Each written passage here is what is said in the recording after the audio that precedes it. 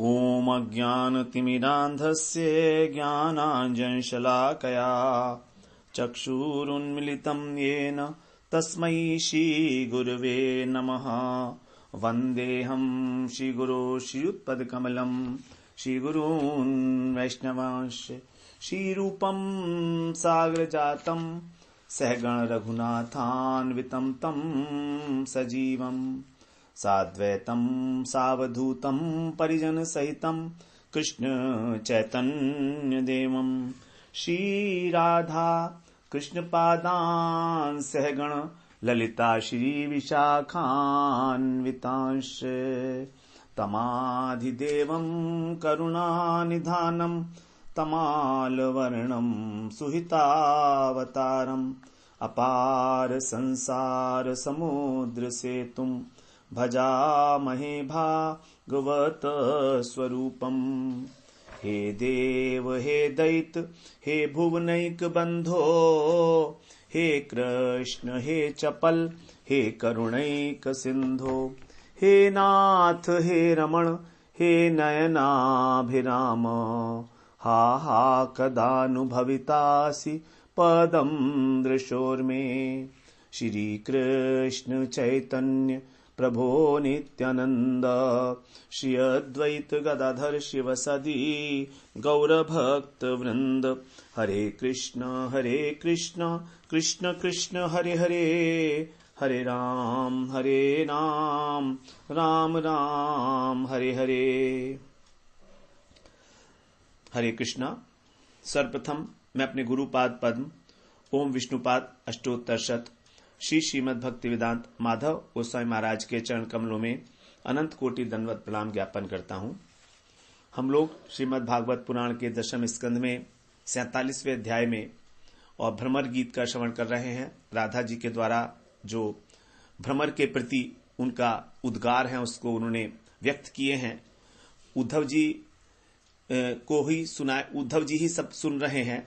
तो भ्रमर जो है वो ऐसा सोचती हैं कि कृष्ण ने उनको भेजा है दूत बनाकर भ्रमर को, और इस प्रकार उस भ्रमर से वो कह रही हैं कि कृष्ण किस प्रकार के हैं, अकृतज्ञ हैं, कठोर हैं और हृदय शून्य हैं, हमसे प्रेम भी नहीं करते हैं।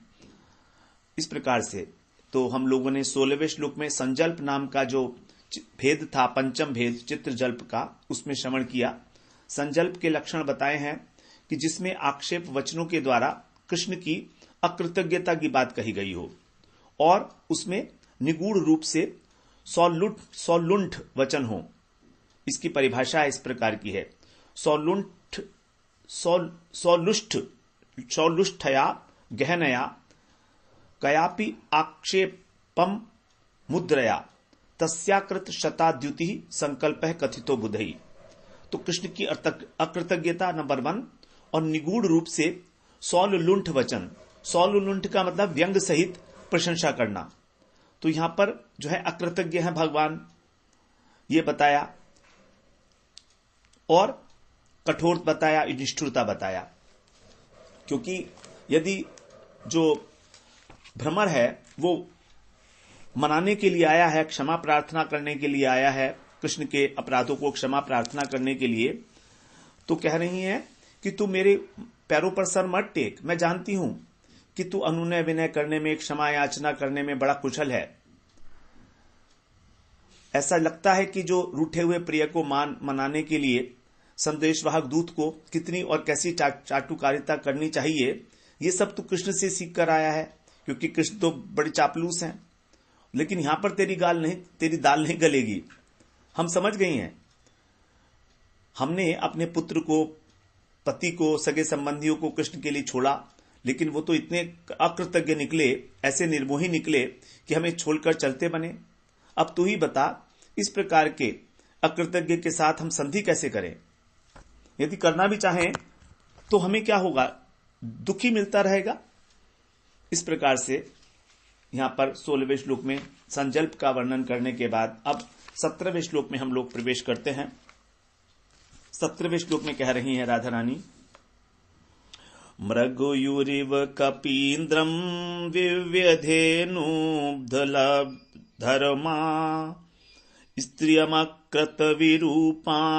स्त्रीजितः कामयानाम् बलिमपि बलमत्वा वेष्टयध्वाङ्गशवद्यस्तदमलसित सख्यैर्दुस्त्यजस्तत्कथार्थः। यहां पर जो है अब अवजल्प का वर्णन है। अवजल्प, इसके अंदर भगवान के प्रति जो है काठिन्य, कामित्व और धूर्तता और भय दिखाकर आसक्ति की अयोग्यता दिखाई जाएगी। तो यहां पर कह रही हैं, यदि भ्रमर कहता है कि हे देवी, कृष्ण का चित्त तो अत्यंत कोमल है, सदा सर्वदा वे तुम्हारा ही ध्यान करते हैं, ऐसा हमको लगता है, क्योंकि भ्रमर जो है झंकार कर रहा है। तो उसके इस झंकार से कृष्ण का इस प्रकार का तात्पर्य समझकर राधा रानी जो है कुछ देर के लिए शांत हो गईं। उनके भाव सिंधु में अनेक प्रकार के संचारी भावों की तरंग उठने लगी और फिर जो उनका निर्वेद नाम का संचारी भाव है वो प्रगाढ़ता को प्राप्त हुआ। प्राण सर्वस्व जो कृष्ण है उनके प्रति राधा रानी की जो रोष दृष्टि है वो बढ़ने लगी। कृष्ण सोचती हैं कि अब कृष्ण के साथ मुझे कोई संपर्क नहीं रखना, मुझे कोई आवश्यकता नहीं है। इस प्रकार से उस प्रणय के विवर्त में डूबती और उतराती हुई राधा रानी एकदम अभक्त और अरसिक की भांति जो है बातें कर रही हैं।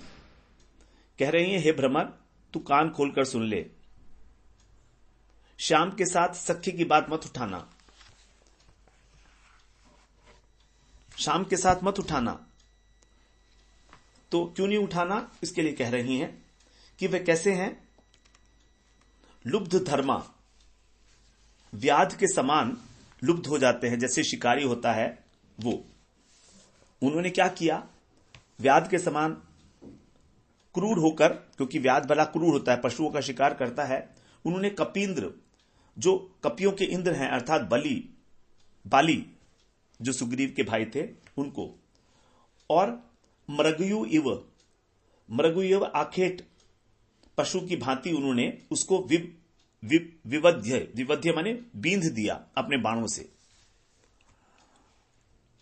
तुम उनके हृदय की बात नहीं जानते हो, उनका हृदय बड़ा कठिन है। उन्होंने केवल इसी जन्म में ही ऐसा नहीं है, हमने पौर्णमासी के मुख से सुना है कि पूर्व जन्मों में भी वो इसी प्रकार कठोर और निष्ठुर थे। तो क्या तुम उनकी निष्ठुरता की बातें जानना चाहते हो तो सुनो। जब वो क्षत्रिय कुल में उत्पन्न हुए थे राम के रूप में, तब उन्होंने व्याध की भांति छिपकर, क्योंकि व्याध जो होता है शिकारी, पशु का वध करने से पहले छिपता है और फिर बड़ी क्रूरता के साथ उसको मार देता है, बींध देता है उसको अपने बाणों से। उसी प्रकार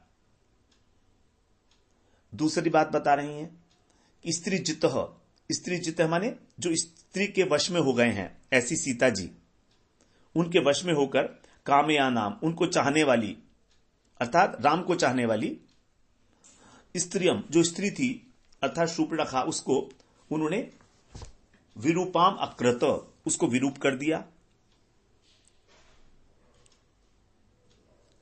पहली बात तो बताई, उन्होंने छिपकर एक व्याध की भांति, शिकारी की भांति बाली का वध किया।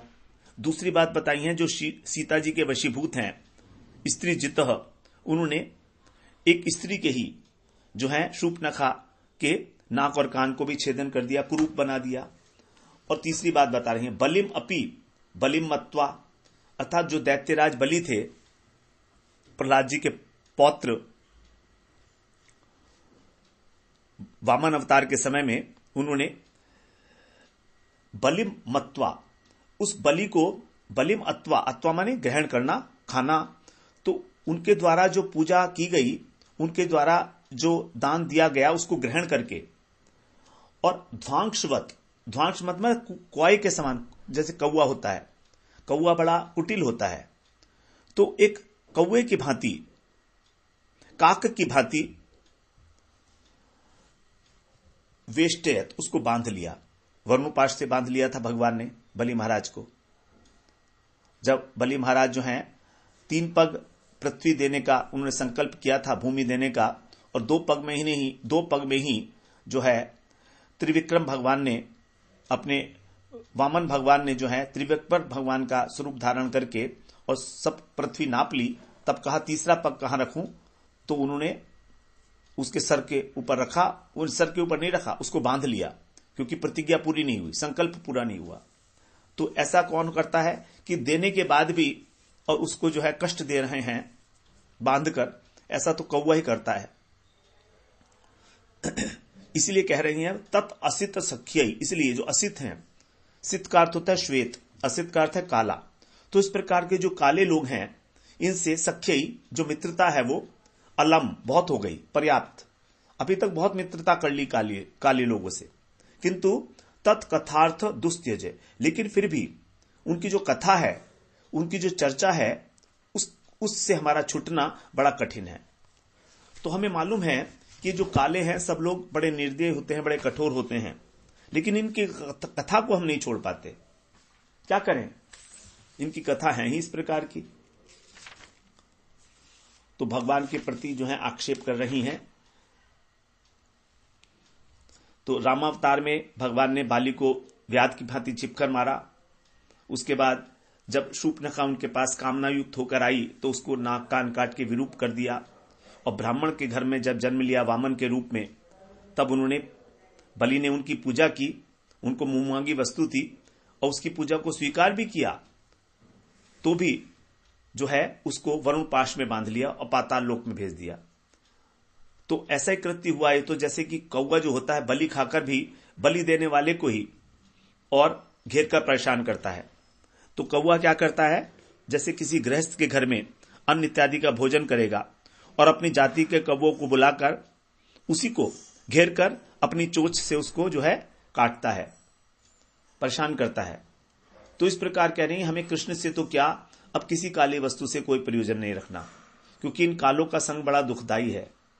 मगर क्या करें हे भ्रमर, इन लोगों की जो चर्चा को हम नहीं छोड़ सकते, वो अत्यंत दुस्त्यज हैं।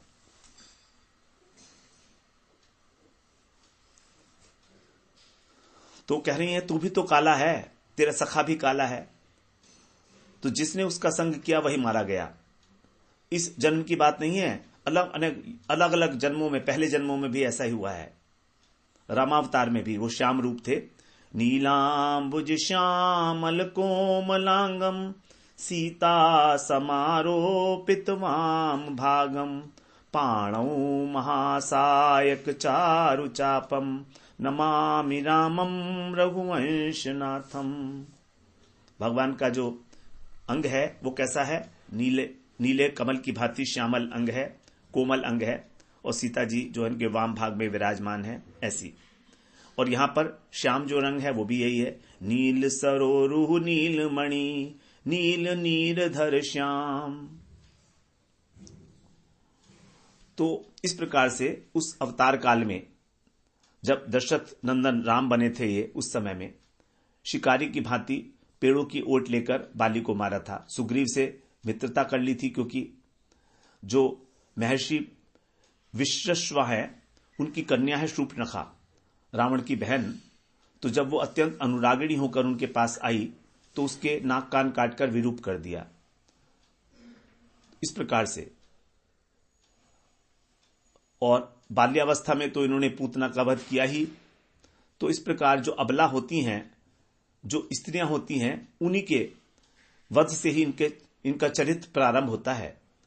शूर्पणखा जो है वो उसका वध किया, ताड़का का वध किया। तो ताड़का जो थी वो सबसे पहली असुर थी जिसको राम ने मारा था, दैत्या थी वो। और यहां पर कृष्ण के रूप में जब आए तो भी पूतना का वध किया था। तो सबसे पहले जो है स्त्री का ही वध करते हैं भगवान, और हम भी स्त्रियां हैं। फिर वामन अवतार में जब पहुंचे तो भी इन्होंने जो है छल किया राजा बलि के साथ। वो तो अपना सर्वस्व देने को तैयार थे, लेकिन इन्होंने उसको ही बांध लिया।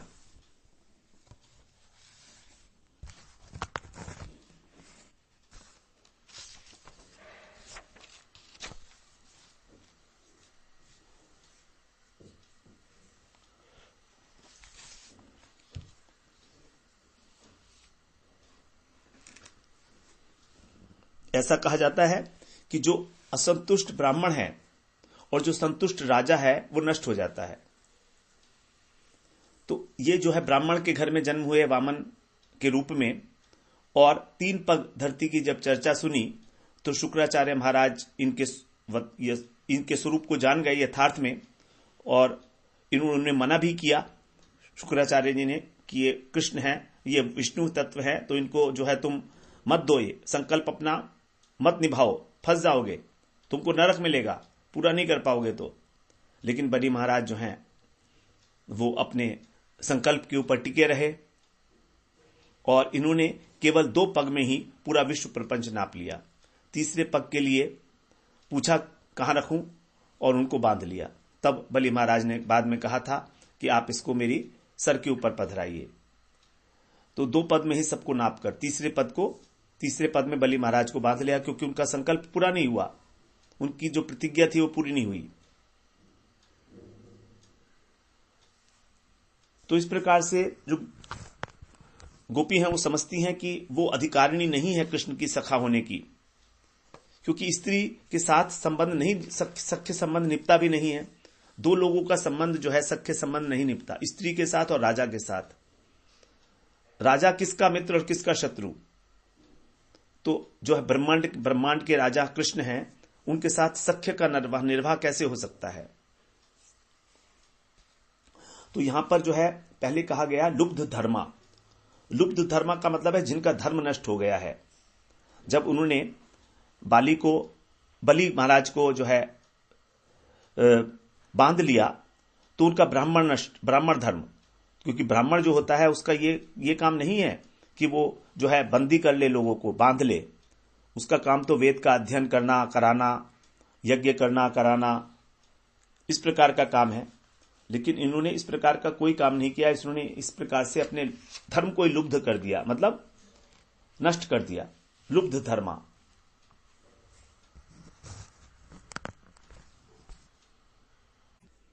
और यहां पर जो मृगयु कहा, मृगयु का मतलब है मृग माने पशु, तो पशु की भांति। इस प्रकार से पशु की भांति जो है इन्होंने बलि को, जो सुग्रीव का बड़ा भाई था, उसको मारा। और भगवान को क्या कहा, राम को यहां पर स्त्री जितः, स्त्री के द्वारा जो जीत लिए गए हैं, तो इस प्रकार से अपनी पत्नी के वशीभूत हैं सीता जी के। तभी यहां पर कहा गया स्त्री जितः, अर्थात जो अपनी पत्नी के वश में थे, ऐसे शूर्पणखा की इन्होंने नाक और कान जो है छेदन कर दिए।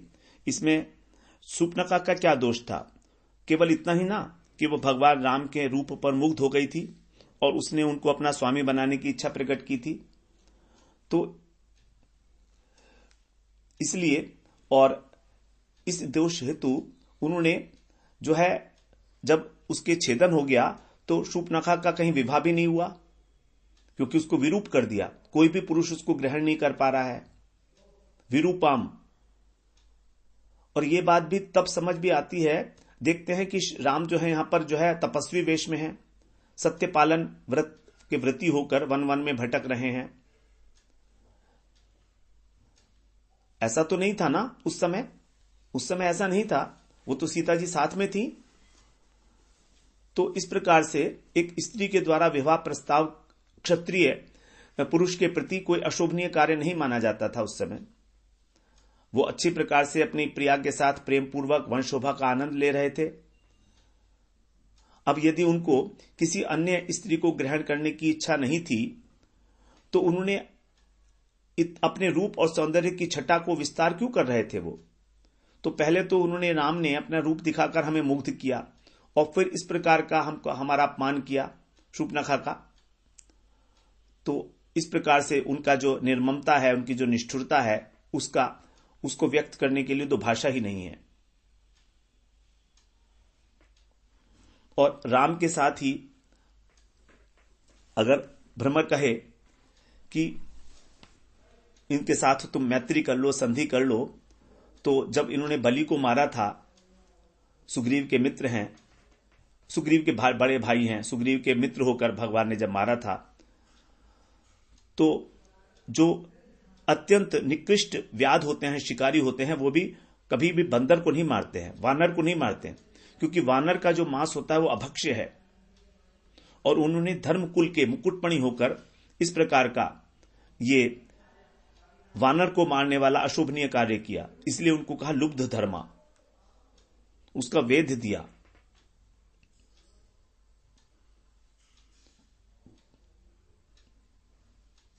और तीसरी बात, चलो ठीक है, राम तो क्षत्रिय थे, उनका तो धर्म ही था मारना काटना, लेकिन जो कश्यप के पुत्र थे वामन,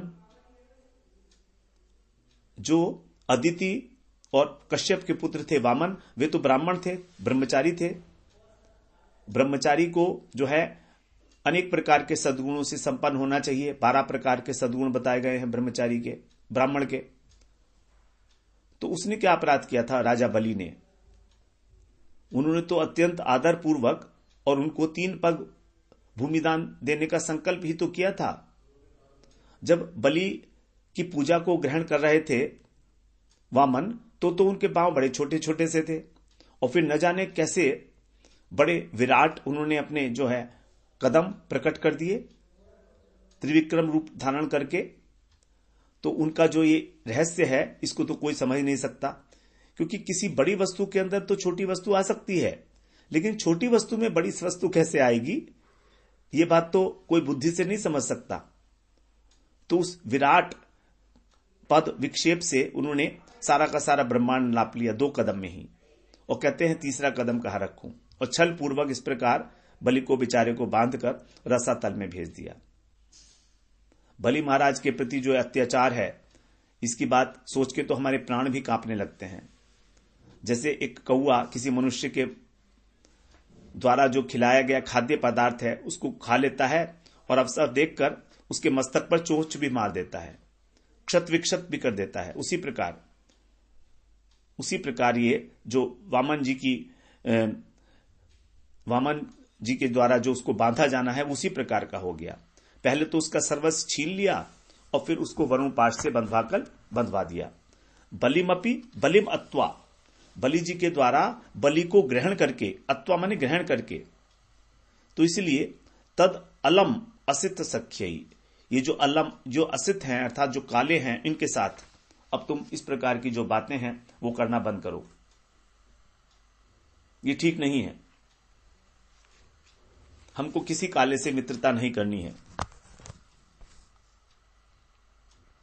वो राम भी काले थे क्षत्रिय, वामन भगवान जो ब्राह्मण थे वो भी काले थे, और ये कृष्ण ये भी काले हैं। तो हमने एक नियम बना लिया है कि हम कालों के साथ संग नहीं करेंगी, अपनी आंखों में अंजन भी नहीं लगाएंगी, नीली साड़ी भी नहीं पहनेंगी, नीलमणि भी धारण नहीं करेंगी।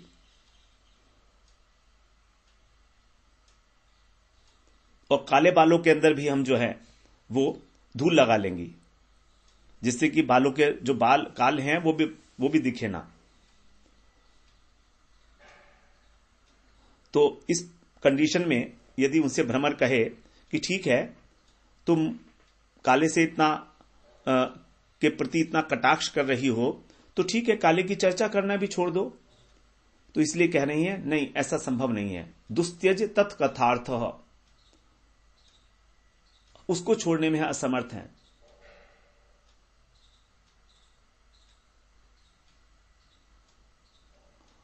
तो हम जानती हैं उनको कि तुम्हारे स्वामी किस प्रकार के हैं प्राचीन काल से, तुम तो अभी नए नए उनके साथ आए हो।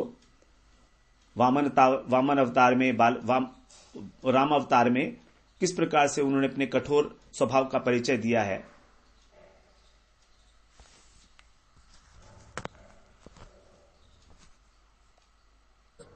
तो फिर भ्रमर का यह कहना कि हे राधा रानी, आप तो निर्दोष हैं, इसलिए आप जो है पर निंदा क्यों कर रही हैं?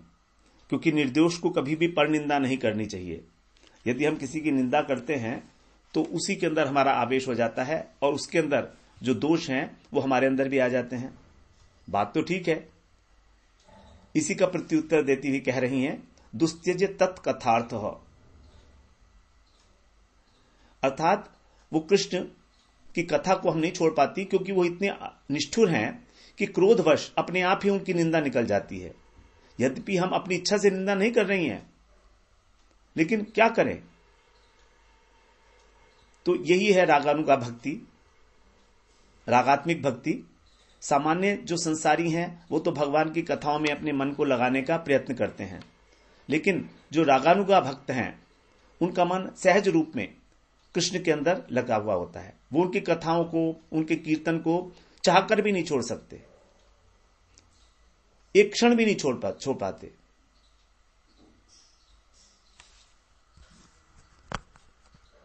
और भगवान की कथा श्रवण करने से सभी प्रकार के दोष दूर हो जाते हैं। भगवान की कथाओं का ये फल बताया है 11वें स्कंध में। भगवान ही कह रहे हैं स्वयं उद्धव जी से, कैसी है भगवान की कथाओं का फल। यथा यथात्मा परिमृज्यते सौ मत्पुण्य गाथा श्रवणाभिधाने तथा तथा पश्यति वस्तु सूक्ष्म यथैर्वांजन संप्रयुक्तम। बड़ा सुंदर उदाहरण दिया है भगवान ने कि जिस प्रकार अंजन के प्रयोग से, जो आंखों में सूरमा लगाया जाता है, पहले समय में सूरमा लगाते थे, अंजन लगाते थे, उसके प्रयोग से जैसे चक्षुओं का मार्जन होता है और उसमें सूक्ष्म वस्तु देखने की शक्ति आ जाती है, वैसे ही मेरी पुण्य कथाओं के श्रवण के पुण्य से जो है पवित्र होने के कारण नामोच्चारण से जो मन है वो शुद्ध होता चला जाता है और उसमें मेरा स्वरूप साक्षात करने की शक्ति आ जाती है, योग्यता आ जाती है। यथा यथा तथा तथा। तो भगवान की जो कथाएं हैं वो इस प्रकार की हैं कि अपने आप से ये वस्तु शक्ति है, वस्तु शक्ति ही ये सारा कार्य करती है। कथाओं का अपना फल है ये, चाहे हमारा उसमें भाव हो ना हो तो भी।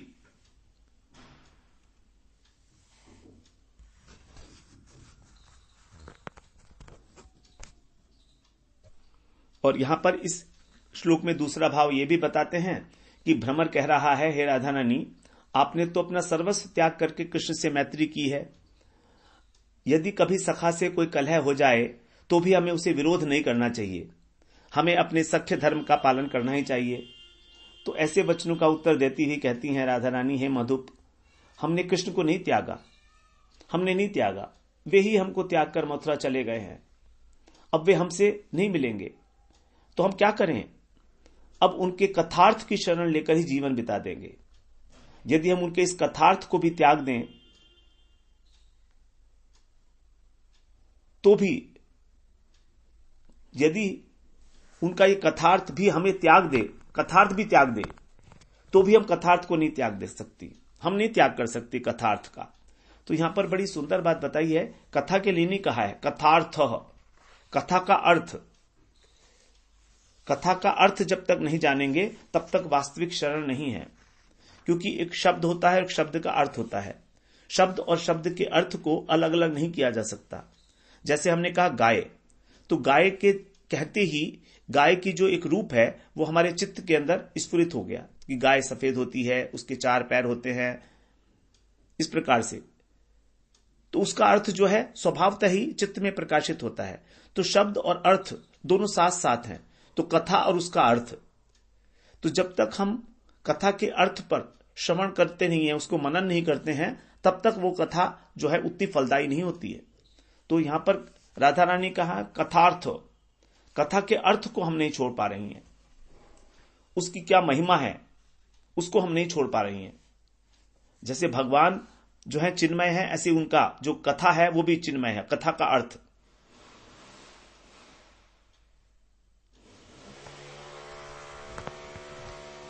तो ये विवशता है, भक्त की ये विवशता है। ये जो प्रेम के अंदर विवशता जो होती है बड़ी सुखप्रद होती है।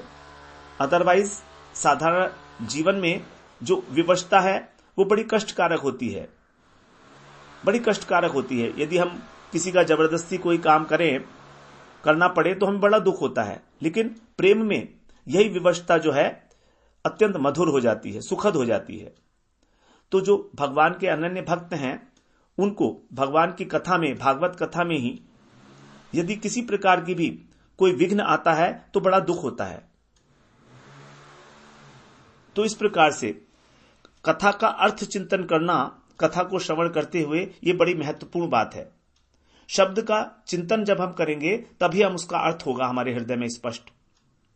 तो जो अनन्य भक्त हैं भगवान के, वे कथा के अर्थ का चिंतन करते हैं, कथार्थ। इस प्रकार से राधा रानी के जो भाव हैं उसको उद्धव जी सुन रहे हैं। उद्धव जी ने कभी कल्पना भी नहीं की थी कि कृष्ण के प्रति कोई इस प्रकार भी कह सकता है। राधा जी का जो महाभाव है उस सिंधु में अवगाहन करने की सामर्थ्य उद्धव जी में नहीं है। केवल उस सिंधु के तीर पर बैठकर और उसकी महिमा के एक क्षुद्रतम अंश का अनुभव कर रहे हैं। स्थिर होकर विचार करते हैं कि राधा जी कृष्ण की निंदा करती हुई भी बार बार कृष्ण की बातें कर रही हैं। एक क्षण के लिए भी उनके मुख से कृष्ण के अतिरिक्त अन्य कोई बात नहीं निकलती है। और उसी भावना का जो है भ्रमर गुंजन कर रहा है राधा जी की भावना को ही। तो वे अपने भाव के द्वारा ही भ्रमर की बातों को सुन रही हैं और सुनकर उसका जो है उत्तर दे रही हैं। यदि भ्रमर जो है बहुत धीरे धीरे गुंजन कर रहा है तो राधा जी उससे पूछती हैं, अरे भ्रमर, तू ये धीरे धीरे अस्पष्ट सा गुंजन क्या कर रहा है? अच्छा, समझ गई, ठीक है। कह रहा है कि यदि कृष्ण इतने अपराधी हैं तो यहां जब से मैं आया हूं तब से केवल मैं उन्हीं की बातें सुन रहा हूं। ऐसा तो होना नहीं चाहिए। जो दोषी व्यक्ति के दोषों का गुणी व्यक्ति के लिए कोई अच्छी बात नहीं है, शोभनीय नहीं है। तो इसी का उत्तर यहां पर कहा है कि उनकी कथा। तो कहते हैं यथार्थ यह है कि श्याम वर्ण के व्यक्ति के साथ मुझे किसी प्रकार का कोई बंधुत्व नहीं चाहिए, कोई सख्य स्थापित नहीं करना, लेकिन उसकी जो कथा है उसका अर्थ जो है वो ही मेरी परम संपदा है। और अब मैं उसको त्याग करने में अपने को असमर्थ पा रही हूं। उनका तो त्याग कर सकते हैं लेकिन उनकी कथा के अर्थ का त्याग नहीं कर सकते। उन्होंने भी हमारा त्याग कर दिया, हमने भी उनका त्याग कर दिया, लेकिन उनका जो लीला कथार्थ है वो दुस्त्यज है। और उन्हें खोकर हम केवल कथा के आश्रय से ही जीवन धारण कर रही हैं। यदि हमने कथा का त्याग कर दिया तो हमारे प्राण नहीं बचेंगे। तो कथा नहीं छोड़ पा रही हैं, इसमें भी हमारा कोई दोष नहीं है, दोष उनकी कथा का है। ये जो कथा है उनकी, वो हमारी रचना को छोड़ना ही नहीं चाहती। क्यों नहीं छोड़ना चाहती? क्योंकि रचना को मालूम है, जीवा को मालूम है, हमारी ज्ञानेंद्रियों को मालूम है कि यदि वो कथा का पान नहीं करेंगी तो मर जाएंगी, निश्चेष्ट हो जाएंगी, मूर्छित हो जाएंगी। और अगर वो मर गई तो हम भी मर जाएंगे, और हम मर जाएंगे तो इतना बड़ा कष्ट कौन भोगेगा? हमारे वध करने की तो उनकी इच्छा है नहीं। अगर वो वध करने की इच्छा होती तो हमको वो अमृत क्यों पिलाते अपनी अधर सुधा? तो इस प्रकार से वो खुद तो हमारे पास से चले गए, लेकिन अपनी कथा को हमारे पास छोड़ गए, जिससे कि हम जो है जीवन धारण भी करती रहें और उनके दुख में रोती भी रहें। तो इस प्रकार से यदि कहें तो कृष्ण और कृष्ण की कथा ये दोनों ही अत्यंत निर्दयी हैं। दोनों ही बराबर की हैं, किसी के अंदर कोई कम निर्दयता नहीं है। तो यहां पर जो है इस अवजल्प के अंदर जो चित्रजल्प का एक अवजल्प भेद है, षष्ठम भेद, इसको बताया है कि जिस उक्ति के अंदर ईर्ष्या और भय हो, जिस उक्ति के अंदर जिन वचनों में ईर्ष्या और भय हो और ऊपर से भगवान को काठिन्य, कामी, धूर्त और आसक्तिजनिक अयोग्यता प्रकाशित हो, वहां अवजल्प कहा जाता है। तो जैसे सूर्पनखा के भगवान ने नाक कान छेदे और बाली का वध किया, इससे श्रीहरि का काठिन्य अर्थात निर्दयता प्रकाशित हो रही है, हृदय की काठिन्यता, हृदय की कठोरता। स्त्री जितह के द्वारा, स्त्री के द्वारा पराजित हो गए, जीत लिए गए, तो तपस्वी होकर भी वो सीता के साथ हैं, इससे उनका कामित्व दिखाया गया है। और तीसरी बात, बलि के प्रति जो अत्याचार किया वो धूर्तता है, धूर्तता। और अलम असित सख्यई अर्थात श्याम के साथ हमको मित्रता नहीं करनी है। इस पद से जो श्याम है अर्थात कृष्ण हैं, उनमें आसक्ति की अयोग्यता, अब वो आसक्त होने योग्य नहीं रहे हैं, क्योंकि यदि हम उनका संग दोबारा करेंगे, दोबारा से हमें उनका संग मिलेगा, सख्य भाव मिलेगा, तो हमारा दुख और बढ़ जाएगा। ये भय है उनको, तो भय भी है और ईर्ष्या भी है। तो इसके अंदर ईर्ष्या और भय के कारण ही इस प्रकार के ये सारी चीजें दिखाई दे रही हैं। काठिन्य, धूर्तता और कामित्व और आसक्ति की अयोग्यता, इसको कहते हैं अवजल्प।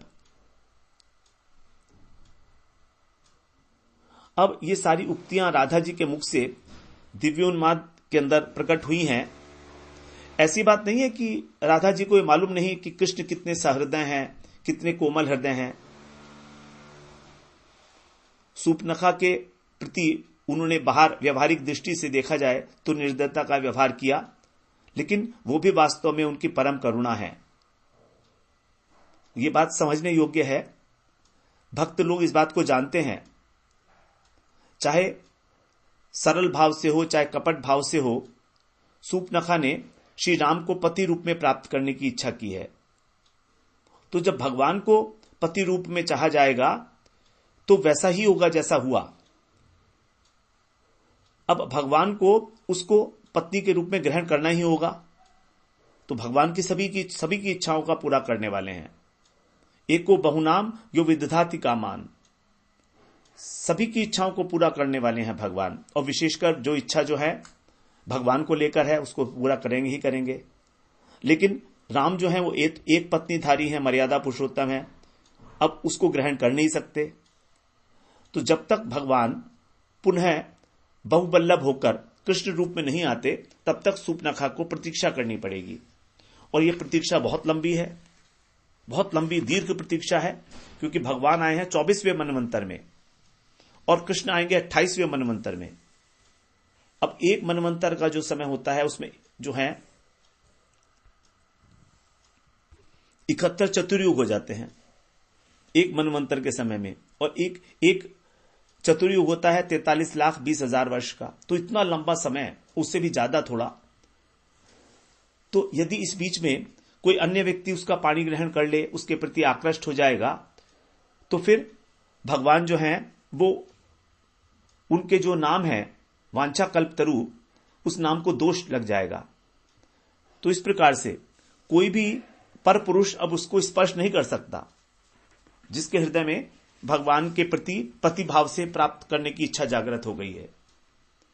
इसलिए भगवान ऐसा होने नहीं देंगे और तब तक जो है उसको शूर्पनखा के रूप में ही रहना पड़ेगा, कुरूप रहना पड़ेगा, जिससे कि कोई भी पुरुष उसको चाहने की इच्छा ना करे।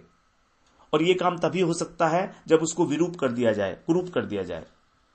द्वापर में यही शूर्पनखा कुब्जा बनकर आई, जन्म से ही उसके अंदर कुबड़ था, इसीलिए उसको कोई पुरुष जो है उसको ग्रहण करने के लिए इच्छुक नहीं था। इसलिए जब कृष्ण स्वयं आए तब उन्होंने उसका उस कुबड़ को जो है हटाकर और उसको अपना संग प्रदान किया।